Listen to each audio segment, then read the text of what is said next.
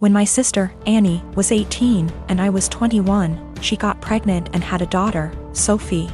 She developed what we believe was postpartum depression, but was never diagnosed as she refused therapy. When Annie's school started up again, our mother took on all childcare of Sophie. As Mum took on more childcare, Annie seemed more like her old self, happy, outgoing, generally mentally healthy.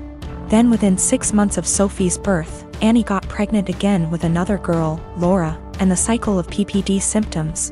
Mum taking over, and Annie's mood improving repeated. When Laura was 2 and Sophie was 3, Annie decided to move out of our parents' home, alone, and said she wanted our parents to adopt/raise her daughters. They said no. Annie said she couldn't take care of the girls as she had her own life and being a parent made her miserable. My husband and I already had 4 kids of our own, we'd bonded with the girls, and we had the resources for 2 more. So we offered to take them in, and Annie let us legally adopt them before moving about 8 hours away. It's been about 5 years, and the kids are doing well. It was a rough start, but we're now a stable, loving, healthy family unit. Sophie and Laura are 7 and 8, and Annie has recently lost her job and had to move back in with our parents. Annie has now asked for custody of Sophie and Laura. I'm writing custody like that because it wouldn't be custody in the legal sense. As she willingly surrendered all legal rights to the girls and can't get them back, we checked with a lawyer. However, Annie wants the girls to live with her. Initially she said she wanted them full-time and to legally adopt them back from us, which we obviously refused. Then she offered a compromise of alternate weeks, so 50//50 custody. Again, we refused. Given her insistence, we don't even want her around Sophie and Laura. So we've not been going by my parents' house as we typically do. It's been a month of constant badgering, insisting we let Annie bond with her daughters and allow her to at the very least take them for overnight visits, saying that Annie had PPD 5 years ago. And now she's ready to be a parent. I've responded that we are not babysitters, we are Sophie and Laura's parents.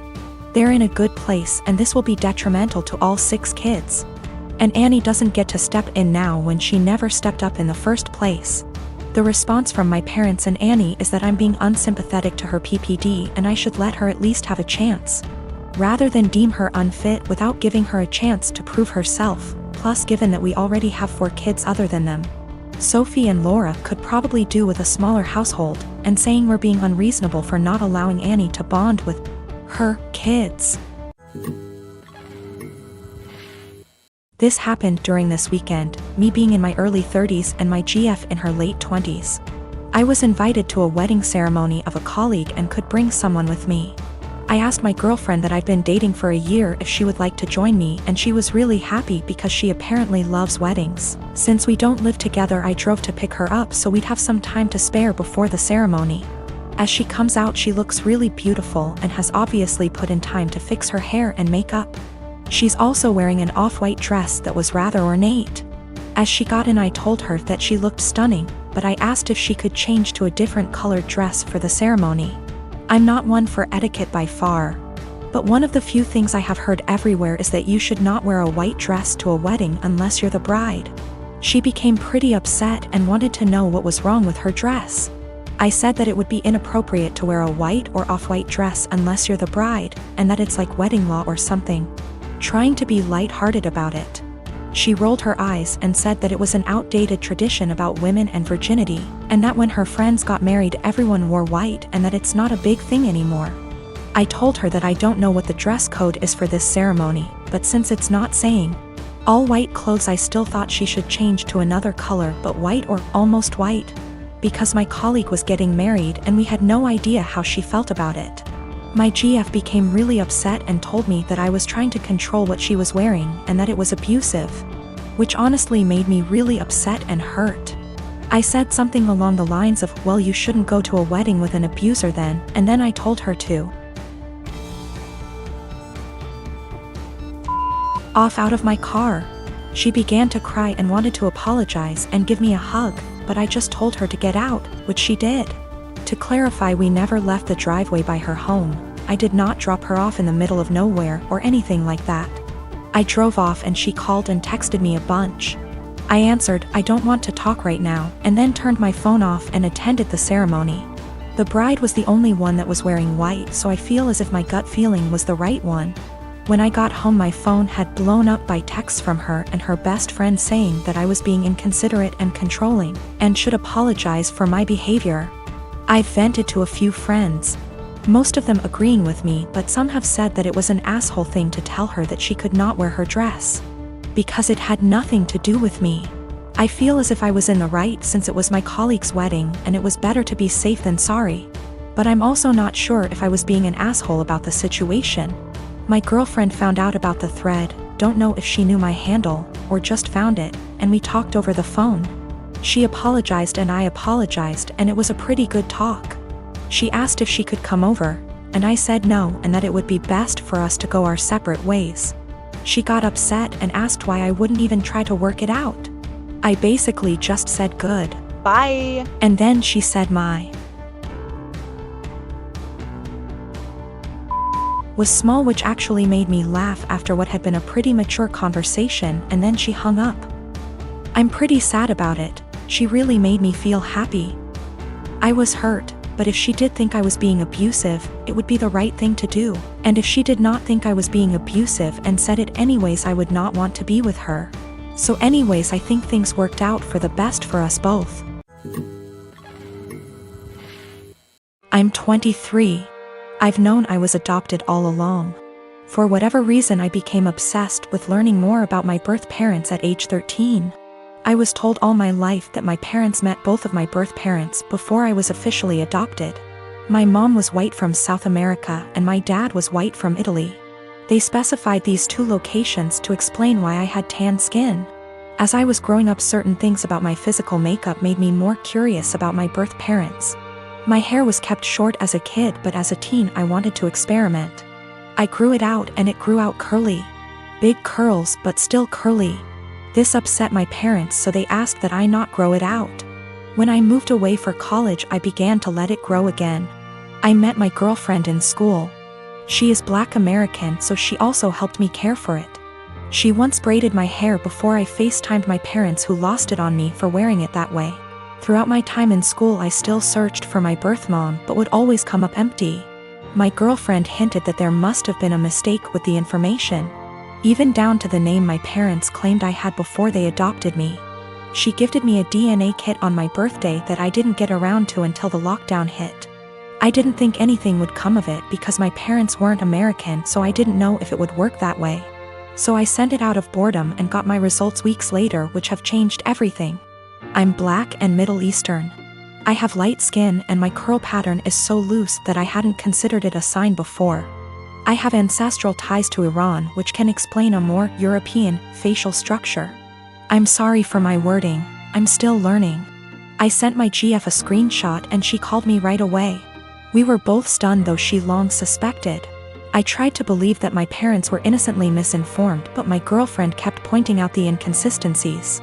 My parents claimed to have met my birth parents, therefore they couldn't have mistaken them for white. I confronted my parents, who became enraged at me for doing a DNA kit. I was very angry, yelling, swearing. They robbed me of my identity and hindered my search with their lies. My mom told me through tears that my racial background comes with a stigma that I passed, so she wanted me to have an easier life fitting in. My dad yelled at me that I had to abandon what I just learned. I rage broke my phone and left. My siblings have been hitting me up on social media, reprimanding me for being upset because our parents' reasoning is sound. I do pass. I did have an easy life. I'm not asking to be part of a struggle all of a sudden. I just don't think I should have been lied to, and I think their reasoning is bullshit and racist. I'm just supposed to act like 10 years of me searching with the wrong info isn't that big of a deal? My parents admit that my mom was Black. My oldest sister also recalls seeing my mom at some point. Both verify that she was Black. Yes, they could be lying again. I have plans to continue to look into my background. My girlfriend was very hurt by their statements, so I chose to keep us both away from them. I don't understand how. I'm angry about being lied to and how that lie has made my effort into finding my birth parents completely void, while also rewriting my heritage. That's my girlfriend's stance as well. I'm tan enough that going to an all-white school still got me called slurs. Whatever issues my parents were trying to shield me from, it didn't work. Maybe this is a lie that I bought into alone. 2 of my siblings are trying to be supportive. I deactivated my Facebook and unfollowed some people on Instagram. I can't entertain the argument that I should forgive my parents and move on. I'm not there yet. I get that it makes me ungrateful for feeling this way. I don't hate them, I'm just really upset and disappointed in their decisions. My husband doesn't like to go out much. It's not something that I've ever faulted him for or been mad at him about. We've never gotten in fights about it till now, and it's something he told me up front when we had first gotten in the relationship 4 years ago. I'm never going to be the kind of person that likes to go out a lot. I just want to hang out at home. And I of course said that it was fine because that's not a flaw to me, it's just a character trait. I used to suffer from depression due to a lot of traumas in my life. I found it really hard to go outside at all, and especially alone. I missed out on a lot of experiences because of this. In our first year of dating, he got me to have more confidence in myself, so I stopped hiding. I got a therapist and have been on a wonderful little antidepressant. We got married 1 year later and I'm still happier than I have ever been, and I'm incredibly grateful to have him in my life. That hasn't changed one bit. Now, I know that this isn't what he does. I know that he doesn't stay inside because he's depressed, it's because it's in his nature to be a house cat. And like I said, I'm still fine with that. Lately he's not okay with me doing this, though. If I ask him if he wants to see a movie with me and he said no, or the more common, I don't know, maybe, I'll usually ask him 2 more times, and then if he still says no, or maybe I'll go by myself. It's the same with going out to dinner, taking little classes, etc. We had fun with this at first. I would come home from doing the thing and then I would excitedly tell him what I'd done and the people I'd met. He'd happily listen and hug me and kiss me on the forehead. It was a really beautiful thing. At one point we called it My Little Adventures, and I would take Polaroid pictures and show them to him and then hang them on the kitchen wall. It was a seriously beautiful point in our relationship, and the times that we would go out and take Polaroids together were some of the happiest times in my life. I even made it a point to have us go to things that he liked to do. It was great. It was seriously so great. About 2 years ago I asked him, hey, I've been really passionate about learning a language and eventually going to this language's place of origin. Do you want to study it with me and then go there too? And he said no to the language, but maybe to going with me. Cut to now, and I'm pretty good at this language. I decided about 4 months ago that I am going to this place. I asked and he would still like to come with me, and he said no and got kind of upset that I had learned this language without him. You're the one that's going to know anything, there's really no point in me going. I was kind of taken aback because during the process he was really supportive. I didn't really push it, but I apologized and went somewhere else to clear my head about things, and we were fine later on that day. I bought the tickets for me and my mother to go to the place about 4 weeks ago, and ever since then, things have been really tense. If I ask him to do minor things, like come to the grocery store with me, he gets a bit of an attitude. I can tell that he knows this is ridiculous though, because he'll say sorry almost immediately and be sad and quiet the rest of the time.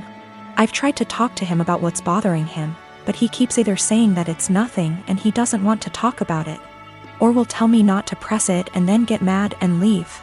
I don't know what to do at this point. Our relationship has been so great, but I can feel things being strained. I can feel him kind of slipping away. I don't know what to do. I thought about buying him a ticket to the place anyway and surprising him, because I really would love it if he could go with me, and I know for a fact it's somewhere he's always been interested in. But I also don't want to force him, because I hate forcing people to do things. However, I also don't want to stop having these experiences for myself just because he doesn't want to. I've never faulted him for wanting to be at home, so why is he faulting me for wanting to be outside? I don't know how to talk to him or what to say. If I have to stop doing things, then I guess I will. But I also feel bad for having to stop, but it's not worth getting a divorce over or having things escalate that bad. I just don't know what to do or where to go from here. We had a bit of a long talk. I'm kind of a mix of exhausted, drained, and excited now. He said he feels like he's drowning in my success. I said I would learn a language and I did it.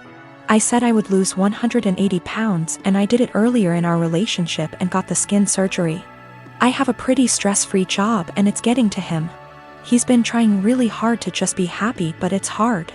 He understands that it's wrong to feel this way, and between feeling guilty about it and feeling this way at all, it's just been taking its toll. He also has a skin condition that makes him feel cautious of going outside, especially in another country. I never thought this would be the problem, because he's always acted as though it's not a bother to him at all and he doesn't care. He's going to keep trying though, and to seek therapy independent of me because he thinks that he also may really be suffering from depression. Now, I have to say that we do have communication problems. Our friendship, 2 years before dating, started off long distance in Antwerp, so we're still kind of better with text talking than out loud speaking. Sometimes we have a hard time saying when things are bothering us out loud. So we'll text it out and then read off of that text because we find it hard to verbalize, and sometimes we just take things harder than we should. We've agreed to go to marriage counseling and we're making an appointment together tomorrow, so there are good things afoot. For more good news, he's agreed to go on vacation with me and my mother. I messed up in this, too. I like to think that hearing maybe or other apathetic answers instead of just yes or no didn't bother me, but it did. And sometimes, as some people pointed out, I would get kind of passive-aggressive about it. I'd ask him simply because it meant that I tried at times. I'm not proud of it, but it happened. I'm going to work on that more in myself as well.